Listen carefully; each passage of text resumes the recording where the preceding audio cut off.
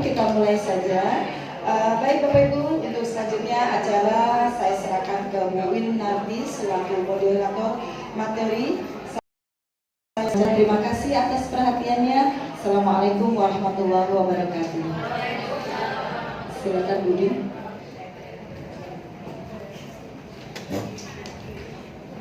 Terima kasih Ibu Tuti yang telah memberikan waktu saya. Sebelumnya, Assalamualaikum warahmatullahi wabarakatuh.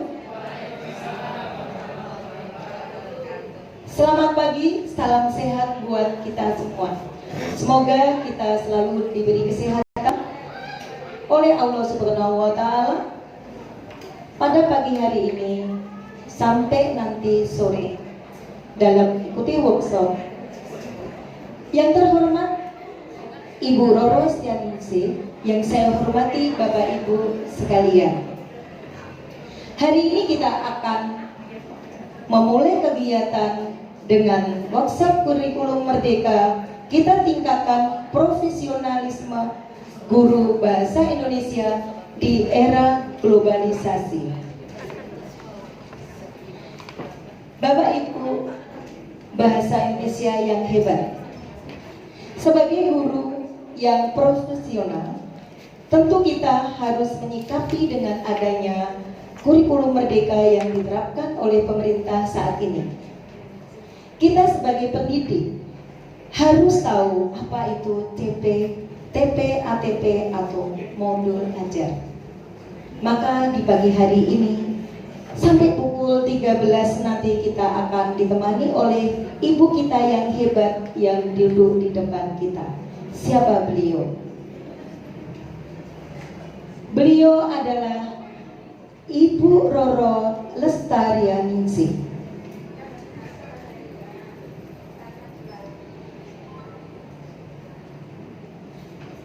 Pengalaman beliau yang pertama adalah sebagai instruktur nasional Kurtilas tahun 2013-2018. Yang kedua adalah beliau juara OGN. OGN adalah Olimpiade Guru Nasional di Jakarta Timur, juara 2 tahun 2019. Beliau adalah narasumber berbagai praktik baik angkatan ketiga.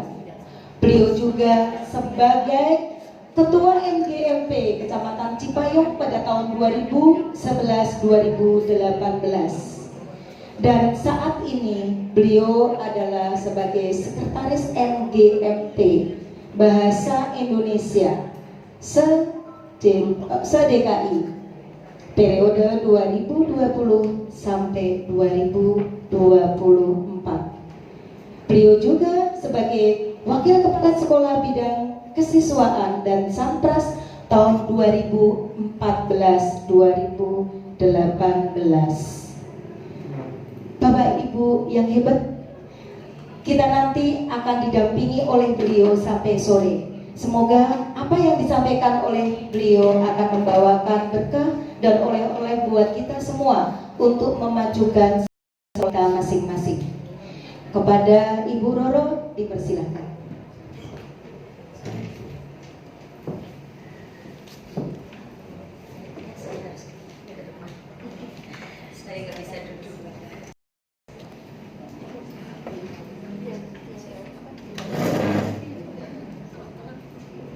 Ini ditarik,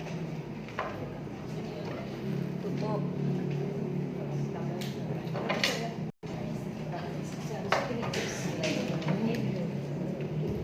Assalamualaikum warahmatullahi wabarakatuh.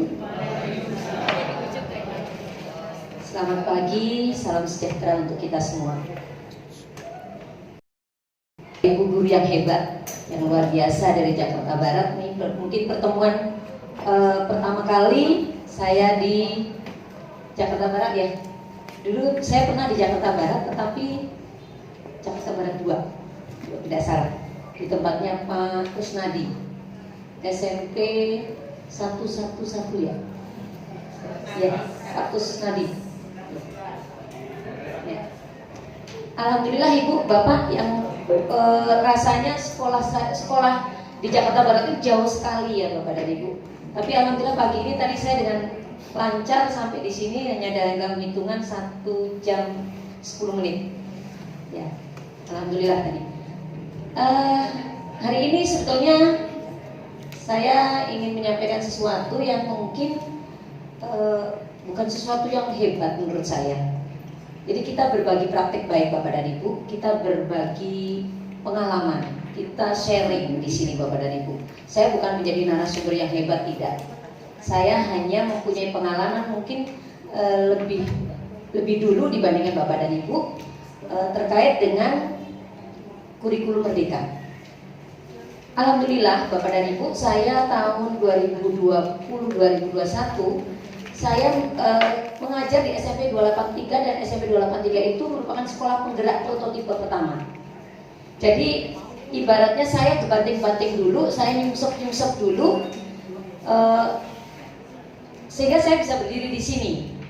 Sebetulnya berbagi praktek baik di sini bukan berarti saya adalah sumber yang paling segala-galanya, tidak Bapak dan Ibu. Saya hanya punya pengalaman sedikit yang ketika saya praktekkan untuk diri saya sendiri kepada teman-teman di lingkungan saya diterima begitu. Dan alhamdulillah di tingkat DKI juga diterima gitu pengalaman saya. Nah ini Bapak dan Ibu, ayo kita sama-sama di sini duduk bersama bukan untuk menjadi yakter, tetapi menjadi orang yang yuk kita sama-sama belajar. Saya jadi narasumber tidak suka dengan teori yang banyak. Substansi terkait dengan kurikulum Merdeka saya tidak suka. Sehingga saya terus terang aja nanti PPT saya share, silakan Bapak Ibu pelajari sendiri. Yang tidak paham silakan Bapak Ibu tanya, baik itu secara langsung maupun tidak langsung. Bapak Ibu kapan aja mau japri saya, mau telepon saya, silakan. Saya fair, Bu.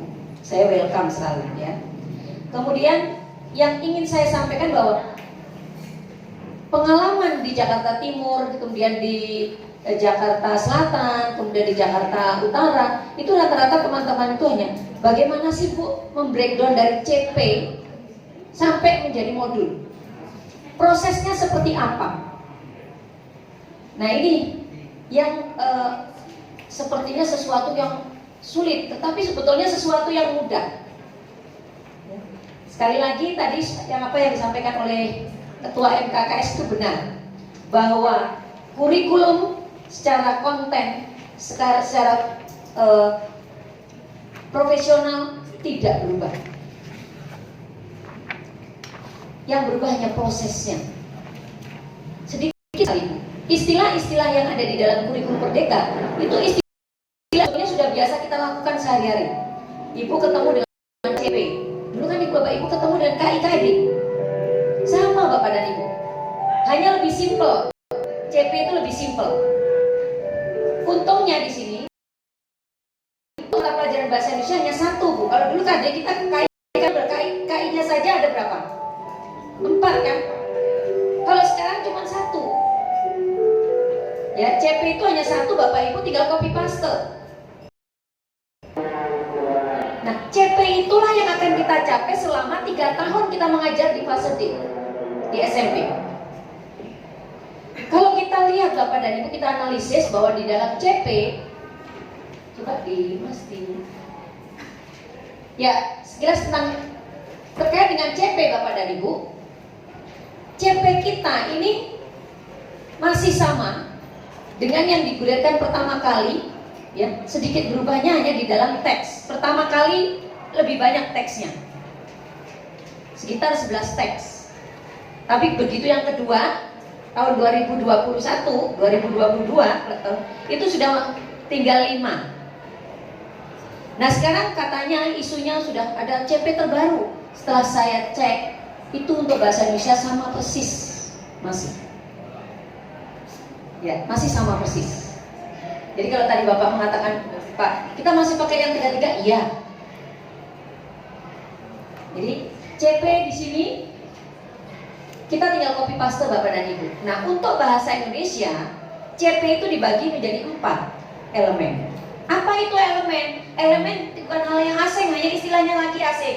Kalau kemarin Bapak Ibu ketemu dengan kata keterampilan berbahasa, menulis, membaca, menyimak, dan berbicara, ya itu sama Bapak dan Ibu. Elemen itu sama seperti itu.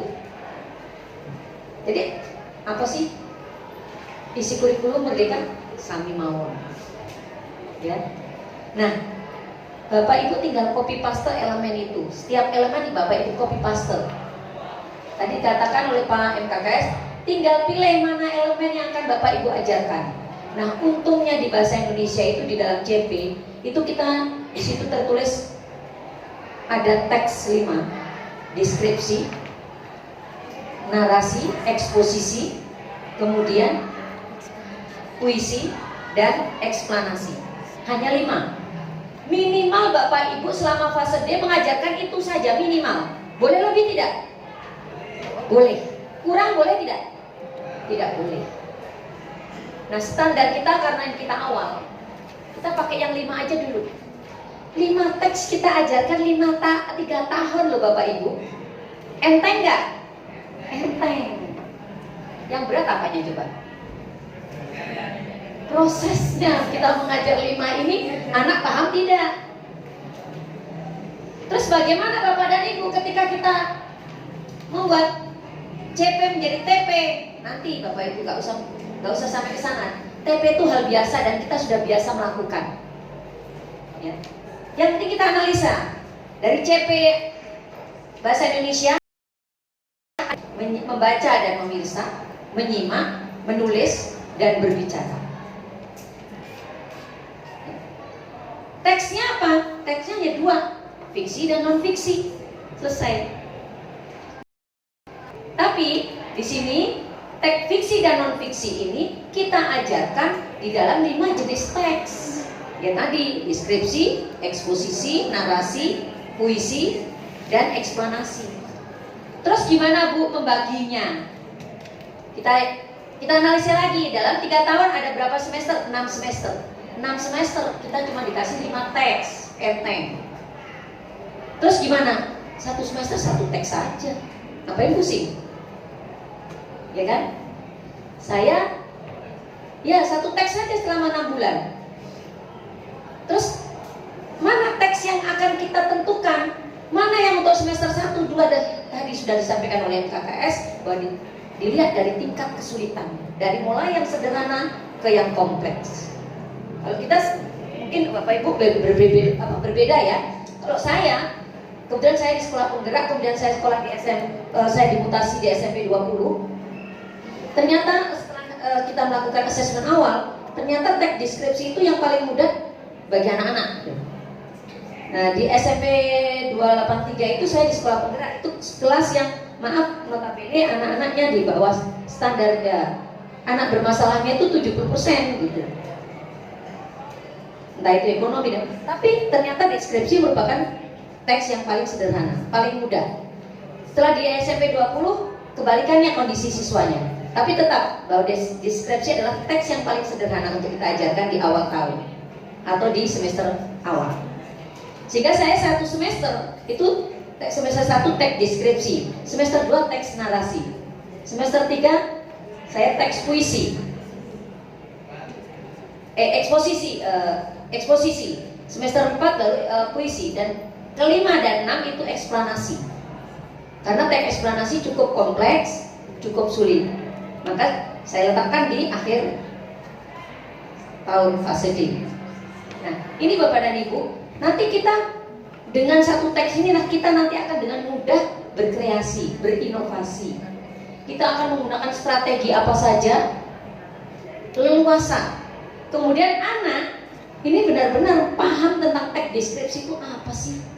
Dari mulai strukturnya, dari mulai kaidah kebahasaannya, dari mulai unsur-unsur yang ada di dalamnya, informasinya, dari mulai istilah kata, dari mulai kata konjungsi yang kita pakai, atau kata-kata ribuan yang kita pakai, kata konjungsi, pronomina, itu lengkap itu dimulai di semester.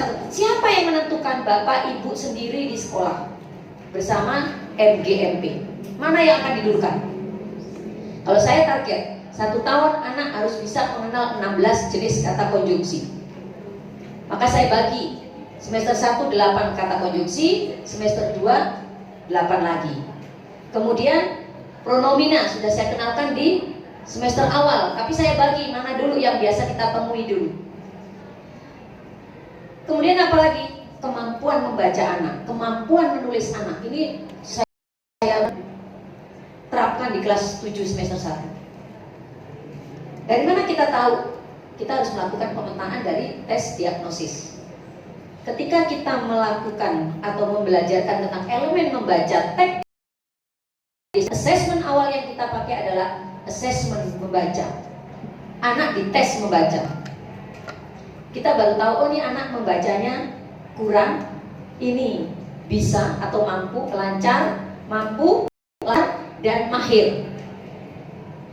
Terus bagaimana Bu kalau banyak yang tidak lancar, banyak yang tidak mahir? Yang mahir ada berapa? Yang mahir ada 5 kelompok buat tutor sebaya. Yang mahir yang mengajarkan teman-temannya. Kalau ibu sendiri yang mengajarkan, kelenger. Kita keliling, kita videokan. Ingat Bapak Ibu, setiap kali pembelajaran, metode, strategi yang kita lakukan didokumentasikan. Maka itu menjadi aksi kita di PMM. Ya.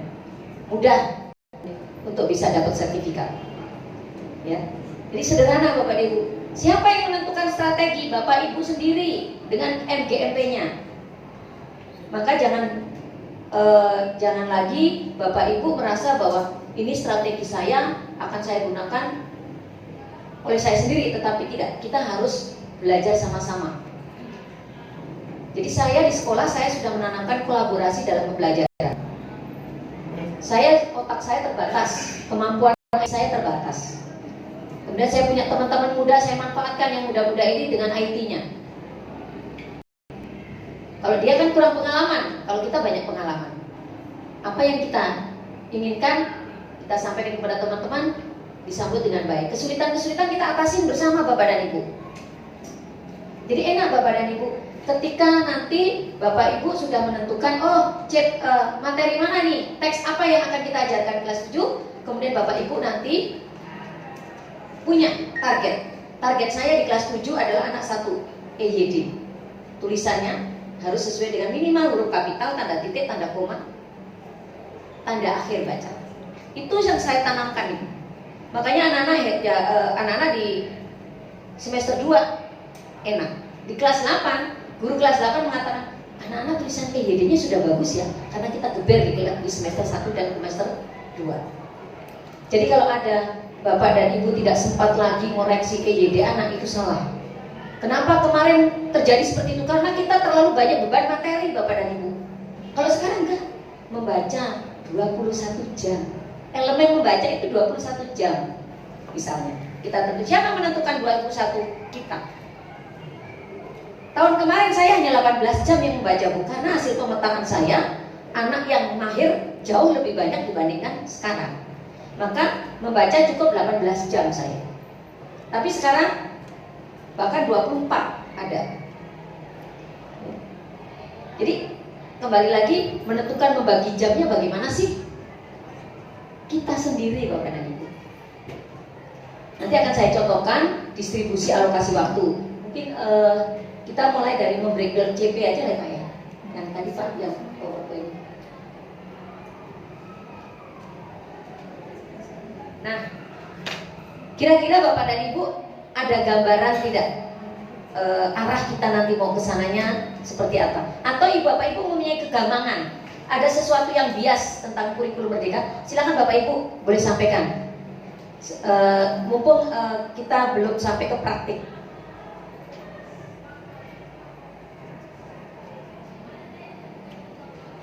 Jadi kira-kira sudah tidak ada beban ya Bu ya? Mengajar 1 semester 1 teks. Enteng ya Bapak dan Ibu ya? Nah di sini Bapak dan Ibu,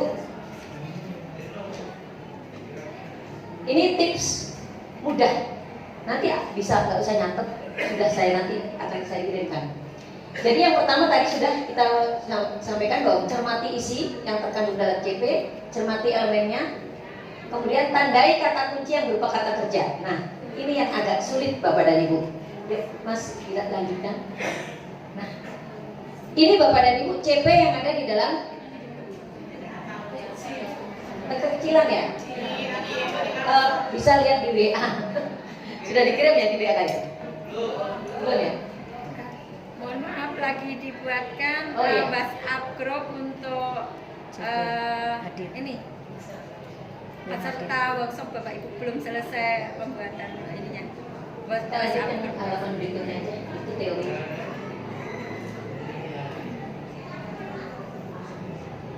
Halaman berikutnya yang langsung ke CP aja.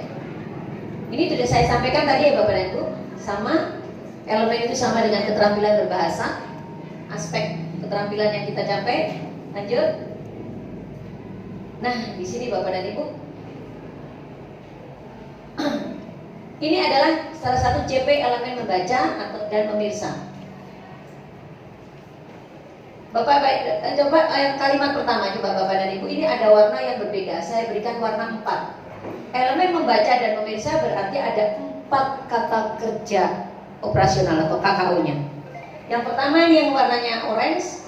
Di sini ada peserta didik memahami informasi. KKO-nya di mana, Bu? Memahami. Jadi yang kedua adalah peserta didik menginterpretasikan. Nah, kata menginterpretasikan. Kemudian peserta didik dapat menggunakan sumber, menggunakan dan membandingkan informasi, perbandingan. Dan yang berikutnya adalah mengeksplorasi dan mengevaluasi berbagai topik aktual. Ini Bapak dan Ibu. Jadi ada 4 aspek kompetensi yang akan kita capai di dalam elemen membaca. 1 kompetensi yang Bapak Ibu capai, siswa dapat memahami. Maka untuk bisa memahami, apa sih langkah-langkah yang Bapak Ibu harus lakukan? Contohnya untuk teks deskripsi. Supaya anak memahami isi informasi dalam teks, biasanya Bapak Ibu melakukan apa terhadap anak, atau anak diajak untuk melakukan proses apa? Mengidentifikasi, membaca minimal ya. Membaca dulu, kemudian mengidentifikasi isi teks, ya. Kemudian setelah itu adalah mungkin menemukan istilah-istilah sulit, misalnya. Kemudian berikutnya adalah menentukan pokok-pokok pikiran, ya kan. Kemudian menyimpulkan, seperti itu. Nah, proses ini terserah Bapak dan Ibu, tergantung dari siswa yang Bapak Ibu ajar. Kalau Bapak Ibu untuk memahami anak di kelas yang Bapak Ibu ajar memahami teks, ya, ini kan kata kerja ya. Terus bagaimana? Ada yang anak khusus, berkebutuhan khusus, mungkin dengan cara apa? Di situ ada kegiatan mengeja. Jangan heran Bapak dan Ibu, di fase D masih ada siswa yang belum bisa membaca, menggabungkan kata yang ketemu konsonan dan ketemu konsonan berjejer, itu susah. Ini harus diapakan ini? Inilah nanti Bapak Ibu di prosesnya. Inilah Bapak Ibu yang punya kewenangan. Disinilah kurikulum merdeka. Ibu mempunyai kemerdekaan, kebebasan menentukan dengan cara apa ini anak dibelajarkan. Dan setiap anak berbeda-beda kompetensinya. Ada anak yang perlu pendampingan khusus, ada anak yang memang tanpa didampingi dia sudah bisa. Nah, tujuan pembelajaran ini Bapak Ibu yang menentukan, mau 1, mau 2, mau 3, mau 4, silakan dalam 1 kompetensi.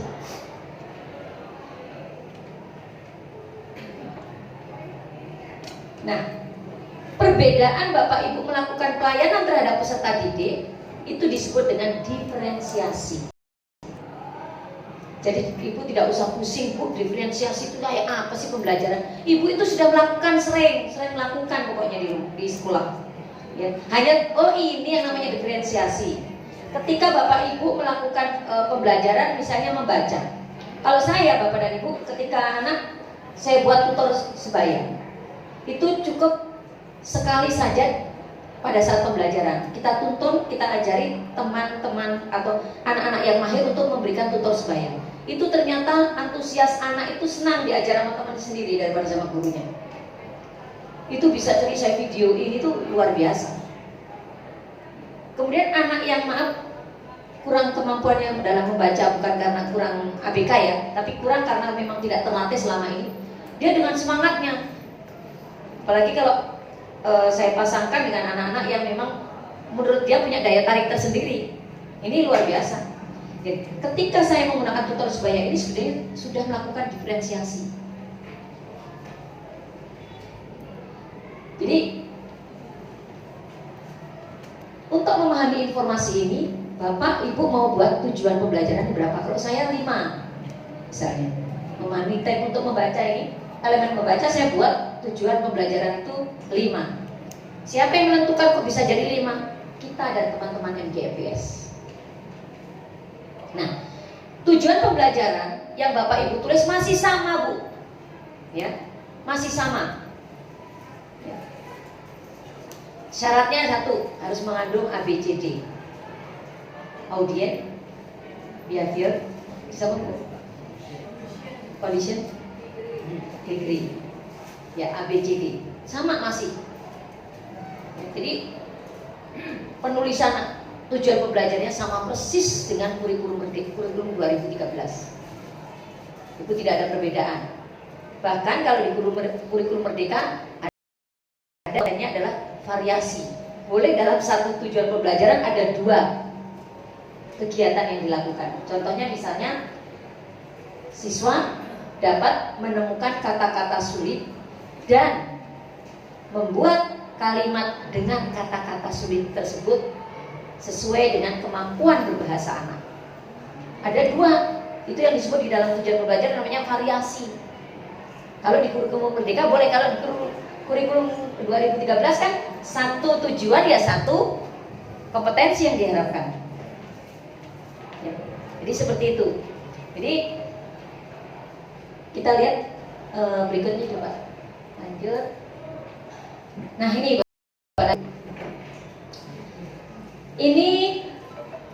yang akan saya sampaikan. Tolong Bapak dan Ibu ketika membuat elemen membaca atau membreakdown CP menjadi TP, Bapak Ibu kuncinya hanya di kata-kata kerja operasionalnya saja.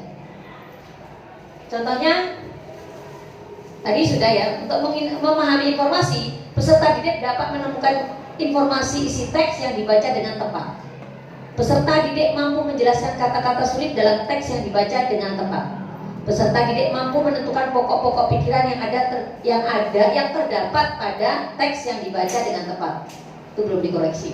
Peserta didik mampu menyimpulkan teks yang telah dibaca dengan tepat, dan peserta didik dapat membaca teks dengan intonasi, vokal, dan penghayatan yang tepat. Jadi target kita nanti ketika elemen membaca, anak harus bisa membaca sesuai dengan intonasinya. Nah, kemampuan anak membaca ini nanti berbeda-beda Bapak dan Ibu, jangan kaget. Targetnya bukan Bapak Ibu, anak harus membaca tepat sesuai dengan aturan yang mainnya, tidak.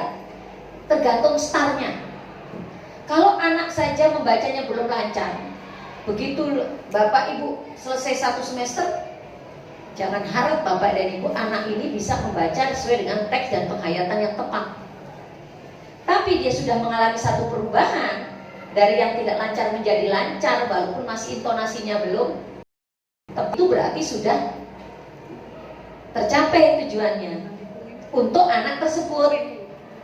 Jadi nanti gini Bapak dan Ibu, Bapak Ibu jangan target, karena saya targetnya ini harus anak membaca dengan tepat, semua harus bisa membaca dengan tepat. Jangan. Startnya tadi anak itu dari mana?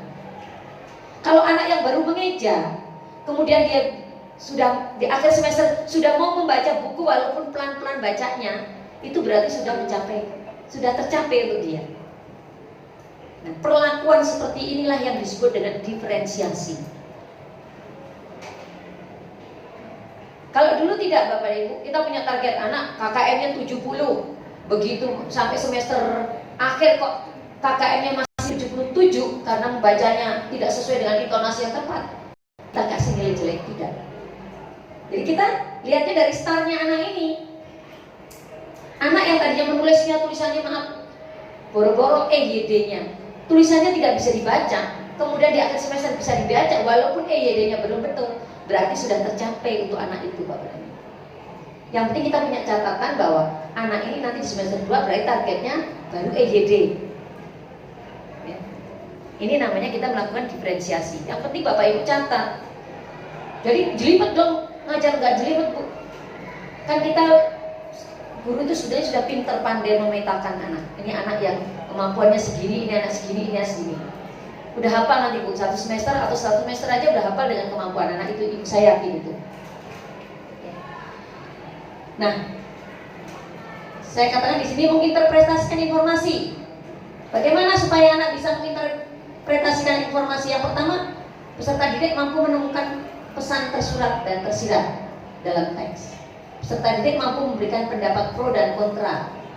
Peserta didik dapat menilai informasi hoax, faktual, dan yang faktual atau yang dengan tepat. Itu target kita. Target ibu, sekolahnya ibu berbeda tidak? Yang berbeda silahkan. Tergantung kondisi sekolah ibu masing-masing. Menginterpretasikan kan tidak hanya dengan cara seperti itu. Apa yang Bapak Ibu lakukan supaya anak bisa menginterpretasikan sebuah teks? Isi teks. Ibu punya kemampuan seperti apa? Itu yang ibu lakukan. Jangan patokannya saya atau saya patokannya ibu, tidak. Ya. Itu kemerdekaan kita sekarang ini. Jadi enak Bu, jadi ngajar gak ada beban. Jadi itu nanti seperti itu. Siapa yang menentukan 3, 5 dan seterusnya? Kita berdasarkan apa? Berdasarkan pemetaan. Jadi kalau ibu sekarang ini belum membuat modul, belum membuat rangka pembelajaran, tidak salah. Yang harus ibu lakukan adalah sebetulnya melakukan tes atau assessment awal. Baru ibu menentukan ini. Assessment awal dibuat. Oh ini anak, ternyata anak yang tidak bisa membaca sekian. Dari satu kelas, dari satu kelas ada berapa anak yang tidak bisa. Berarti nanti ada perlakuan khusus. Dimulai dari mana setaranya ini? Kita yang menentukan bersama-sama. Guru kelas 7, guru kelas 8 ya, guru kelas 8. Kemudian Bapak dan Ibu, terkait dengan sampai di sini paham kira-kira Bapak Ibu menurunkannya, membreakdownnya? Ada yang mau ditanyakan silakan. Ya. Itu Bu, untuk pembelajaran, apakah harus per level? Namanya anak-anak kita itu backgroundnya banyak tadi yang tidak bisa membaca. Terus mungkin yang pertama itu peserta didik dapat membaca dengan itu boleh nggak? Boleh Ibu, boleh. Targetnya seperti itu boleh. Ini kebetulan kan sekolah saya sekolah agak lumayan ya. Jadi saya langsung ke isi. Kalau ibu misalnya di situ banyak anak sebagian besar atau dominan atau paling seperempatnya anak itu banyak yang belum bisa membaca dengan lancar, ibu boleh menggunakan tema tujuan pembelajaran seperti itu. Baru ke tujuan berikutnya Ya. bisa lagi baru menemukan. Betul Pak. Ya, betul sekali. Ya, seperti itu. Ada lagi yang lain? Di samping Kembali lagi itu kemerdekaan, kebebasan kita di situ. Silakan, ada lagi Bapak dan Ibu. Kalau saya udah nggak mikirin lagi bagaimana anak membaca lancar, karena ini benar sekolahnya agak lumayan gitu. Kalau dulu waktu di sekolah penggerak saya ada Bu, siswa dapat membaca dengan lancar. Karena memang banyak anak yang karena hasil pandemi ya, pembelajaran waktu pandemi banyak anak yang tidak bisa membaca. Ada lagi yang mau ditanyakan sebelum kita lanjut? Yang penting Bapak Ibu paham di sini. Dari CP ini kita mau seperti apa? Nanti Bapak dan Ibu di semester 1 di bagian teks membaca, di bagian elemen membaca, Ibu kan membuat siswa dapat membaca dengan lancar. Baru mungkin pada tahun kedua di kelas 8 baru Ibu mungkin langsung ke ini, langsung menemukan informasi dengan tepat. Itu Bu, boleh. Baru targetnya untuk EYD-nya, kemampuan dia menggunakan bahasa Indonesia dengan baik dan benar di kelas 9. Silakan Bapak dan Ibu, tergantung sekolah masing-masing. Yang penting Ibu sepakat dengan guru bahasa yang ada di kelas, sehingga siapapun guru bahasa nanti yang akan masuk mengajar di kelas 7, 8, 9 itu sudah gak ada masalah. Jangan sampai diulang kembali. Jadi benar-benar dituntaskan di setiap semester. Ibu ambil teks deskripsi, ya deskripsi benar-benar itu dituntaskan sampai anak itu melotok apa sih yang namanya deskripsi, mendeskripsikan seperti apa. Membaca teks itu tidak harus teks yang dibaca, kasih anak gambar. kasih anak video, kemudian bawa keluar kelas. Kalau saya gitu, baca suasana kelas, suasana halaman itu bagaimana, tulis tulisanmu seperti apa dengan menggunakan bahasamu sendiri. Saya gitu Bu. Jadi kalau hanya untuk membaca, memahami isi informasi suatu teks, itu saya bisa melakukan dengan banyak hal. Saya foto kecelakaan, saya tulis sesuai dengan kemampuan bahasa anak-anak. Itu banyak, tapi intinya sama Bapak dan Ibu. Bahkan anak ABK itu bisa menceritakan kecelakaan tunggal, tapi dengan daya sesuai dengan kemampuan. Ada yang halusinasinya tinggi, dia bisa berkembang malah cerita itu. Tapi ya memang namanya anak ABK ya begitu halusinasinya. Tapi kita apresiasi. Ada yang memang real, oh ini terjadi di sini, di kilometer sekian, karena ini bagus analisanya. Jadi bagaimana anak ini bernalar, kegiatan membaca ini mengantarkan, mengarahkan, merangsang anak itu untuk bernalar. Kan membaca tidak harus teks, membaca situasi, kondisi,